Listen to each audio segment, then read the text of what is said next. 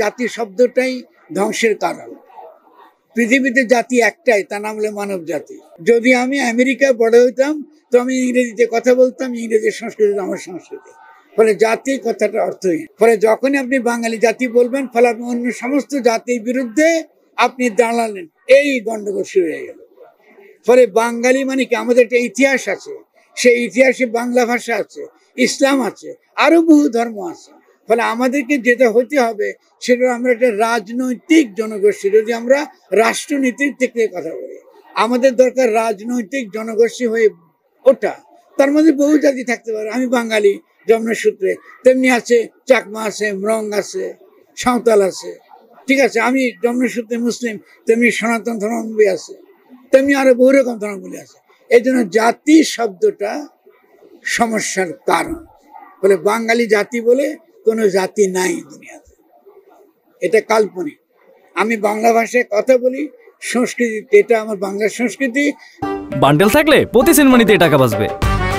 বিকাশ send money bundle কিনে জিতুন প্রতি লেনদেনে।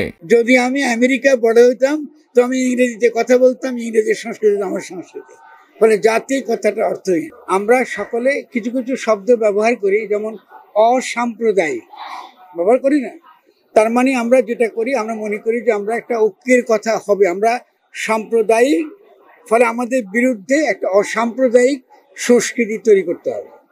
এইখানে আমরা যেটাকে মাজার বলি, আর ফকির লালন শাহ অনুসারী যারা, তাকে বলেন ধাম। তো এই ধামে যখন আপনি প্রবেশ করেন, তখন আপনার তথাকথিত পরিচয় বা পোশাক, তারা বলে, এটা আপনি বাইরে ফেলে দেন।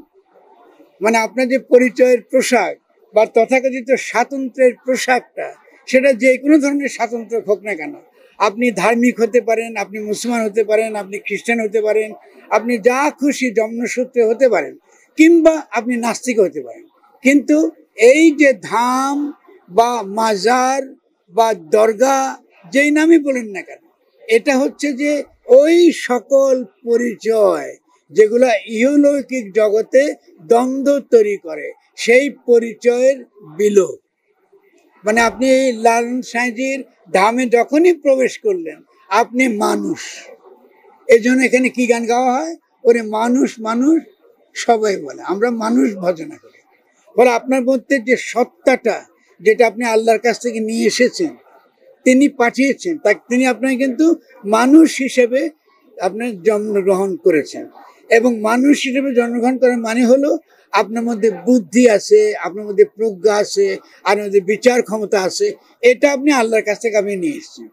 এখন ধরেন, আমি যদি দাবি করি যে আমি আল্লাহর কাছ থেকে যেটা সরাসরি পাইছি, সেই বুদ্ধি, সেই প্রজ্ঞা, সেই বিচার আমি ব্যবহার করব না, আমি বই পড়ব, আমি বলবো একটা গ্রন্থে যেটা লেখা আছে ওটাই নাকি সহি।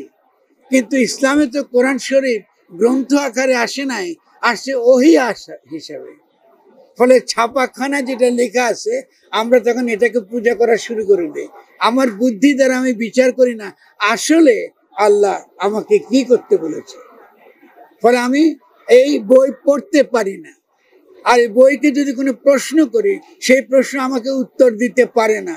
উত্তর দেয় একজন হুজুর, যে আমাকে বলে একমাত্র পরকালে গেলে আমি জান্নাতে যাব, নাহলে আমার শাস্তি হবে। আমাকে কথা কথায় ভয় দেখায়। তখন কি হয়, তখন সমাজে একটা ভীতি, একটা অস্থিরতা তৈরি হয়। ইসলাম এসেছে ইহলৌকিক জীবনের জন্য, ইহলোকে জালিমের বিরুদ্ধে মজলুমের পক্ষে লড়াই করবার জন্য। আমাদের রসুল এটাই ছিলেন।